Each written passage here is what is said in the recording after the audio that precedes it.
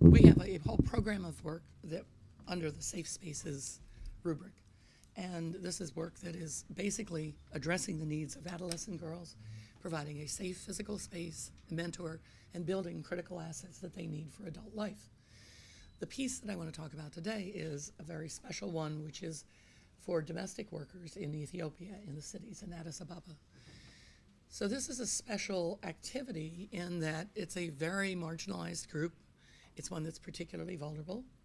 It's one that, as we began this, it was not at all clear that we could reach them. The householders would have to agree. These girls have very high demands on their time. And in fact, so it's part of the challenge of doing this work was not just developing the initiative, but also developing the work with the community to ensure that, in fact, we could reach these girls. Now, give me 1 second here. See, ODI Baldwin would have been easy to find. You would have found that one in a heartbeat.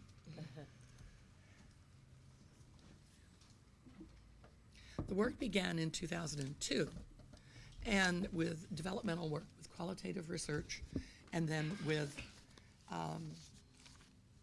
quantitative study. So it was not until 2006 that we actually began the intervention.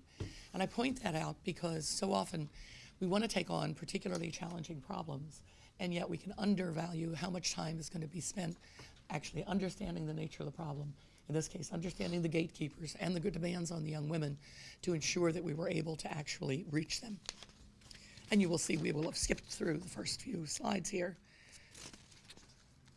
And what we found from that work will be revealed to you in just a moment.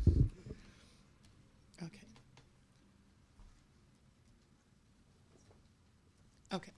What was revealed in that was the percentage of the young girls in this setting who were in domestic work, and how exclusive that really was, the activity that was available for adolescent girls, whereas boys had a much broader array of activities available to them. And in here, you want to look at the last column on here about domestic workers. Domestic workers in Addis are highly vulnerable. They have very few assets, and they are highly isolated. These really are a special group of girls. Now, when I'm talking about domestic workers, I actually have someone who comes and helps me clean my apartment. That's not what we're talking about. We're talking about girls that are working in very poor slum households. They are working for very little money. They bring very few assets to this, and they have very little power in that relationship. If you look at how exploitative these circumstances are, it's really shocking. The number of hours worked and the amount they earn compared to other women and other males who are adolescents who are in the labor force. These girls have very little control over their lives and very little income from this work. I'm always interested when we're looking at livelihoods initiatives. We actually have girls who are doing everything they can to be economically engaged. Unfortunately, many of them are engaged in activities that are very, in effect, damaging for them. I asked, one of the things we don't know is really the exit strategies from domestic work, but we have some preliminary evidence from Addis that says about 25% leave domestic work for sex work because the hours are better, the pay is better, and they have more control. And if that's not an indictment of domestic work, I don't know what is. Some of the experiences that the girls report really are quite horrifying in terms of how little control they have and how much control the householder has. So this is why reaching the householder, you talked about if you want to reach the girl, you have to reach other people as well. We have to get their permission to have the girls able to be involved, first in the research and then in the program, so that they're able to be out of the house and in this new experience. The girls come into this, they come in very young because typically they're running away from child marriage in the North. They come in with very few skills and illiterate. This one, I particularly like this story because I guess, I'm not sure everyone can see this. One guy came to me and asked what I was doing on the street, and I told him I had a fight with my employer and was thrown out of my house. He said she should spend the night with me, and she refused, and he hit her. I didn't say a word. I was scared he might kill me. That night, he forced me to have sex with him many times. The next day, I told her, the employer, what happened, and the woman allowed me to return. So after that, even if she hits me or nags me, I just keep quiet because I don't want to go out on the streets. For others who are in some kind of employment, if the employment circumstances are intolerable, they pretty much can leave. But when you're a domestic worker and your work is your home, if you leave that work, you have also left your home and possibly the only place that you have. All of our Safe Spaces programming works to build a social network so that girls actually have a network of people they could turn to for help in case of emergency. This project is being done with the Ethiopian Ministry of Youth and Sport, the Regional Bureau of Youth and Sport, and local administrators. I point that out because we start this activity from the very beginning with a strategy for how you would institutionalize it, how you would scale it up. And it's by partnership with the government that we can have this network. And in fact, this has been moving very quickly to move to other cities from Addis. It's hard to overstate, though, how much effort has to go into this to actually build that relationship in the community and with those householders to get access and allow the girls to have access to this programming. The keys to this is forming age-segregated groups for these girls. They meet 3 to 5 times. We have to look for donated space. One of our rate-limiting factors right now in the expansion of this program is slums, almost by definition, have very little unused space. And so that tends to be a particular problem.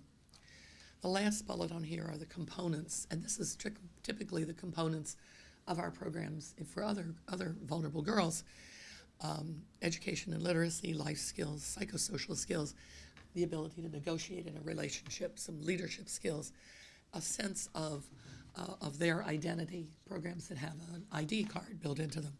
In most countries, these ID cards don't have any legal standing, but they have an indirect standing with the girls to help them get a sense of their identity and also to get them on a course to identify and locate their formal papers so that they do have a formal identity. Many of those barriers to banking or to loans come from not being able to demonstrate your age or where you live or that you have a right to it. In Ethiopia, the government has allowed a stamp on these that will allow these cards to also be used for accessing health services. And so you really have to look at the particular setting as to what kind of legitimacy can be given these cards. I would argue they're a good thing to do even if it's the indirect psychological benefit of them, but they have also a very direct benefit as well. In this program, we found we had to have mentors who were a little older than we typically use because many times the girls came into the program with problems with their employers and they had legal issues to deal with. And so typically these programs have mentors who are just a few years older than the girls. But in this program, we found they had to be a little older than that to be able to negotiate those deals, those activities. 28,000 girls have already participated in this program, and it is on a course to be extended into other smaller cities in Ethiopia. The government has seen the benefit of this. They have seen the improvements in literacy and skills and health behaviors for the girls, and so they are willing to support it as it moves on. That's the really fast version, I'm sorry. I also had some slides about our program of working with men, but all I can do is echo really what Magda has already told you and just tell you that it's working in other places as well. For those of you who'd like to have a few copies of all of the slides, we do have a video I'm going to leave, and this is our green-friendly resource list. So instead of bringing a lot of equipment, I brought one piece of paper that has access to most of our resources about adolescents. And I apologize again for my voice. Thank you so much, Wendy. Thank you.